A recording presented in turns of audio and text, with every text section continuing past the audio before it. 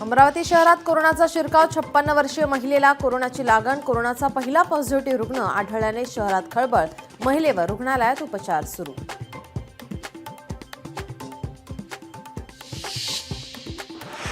2024-25 या काळात बँक फसवणुकीत तिप्पट वाढ बँकांशी संबंधित प्रकरणात 36,014 कोटी रुपयांची फसवणूक आरबीआयने जाहीर केला अहवाल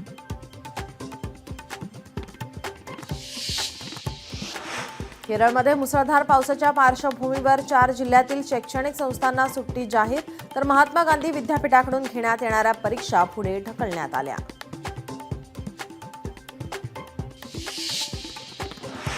अमरावतीच्या तिवसा तालुक्याला पावसाचा फटका वादळी वाऱ्यामुळे अनेक गावांचा वीज पुरवठा खंडित महावितरण कंपनीकडून वीज सुरळीत करण्याचे प्रयत्न सुरू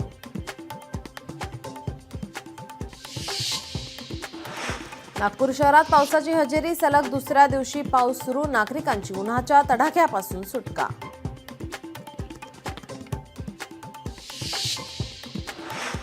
बीडच्या आष्टी तालुक्यात मुसळधार पाऊस केळी डाळिंब कांदा पिकांना मोठा फटका आष्टी तालुक्यातील शेतांमध्ये पाणीच पाणी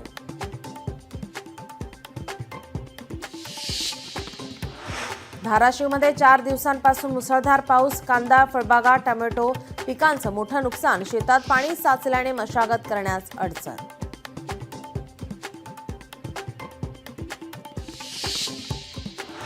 नांदेड जिल्ह्यातील सहस्त्रकुंड धबधबा खळखळून वाहू लागला जोरदार पावसामुळे पैनगंगा नदीला पूर पावसामुळे पाण्याचा प्रश्न मिटला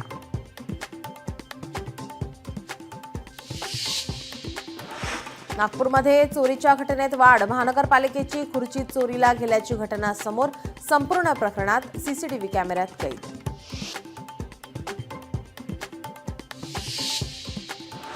मेळघाटातील खडीमल गावात पाणीपुरवठा योजना जूनपर्यंत पूर्णत्वास येणार महाराष्ट्र जीवन प्राधिकरण विभागाची माहिती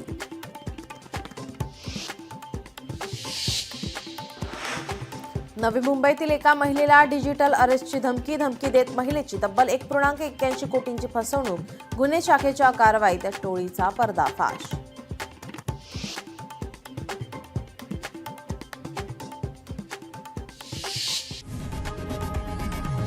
लोकशाही मराठी ऐका पहा जागरूक रहा।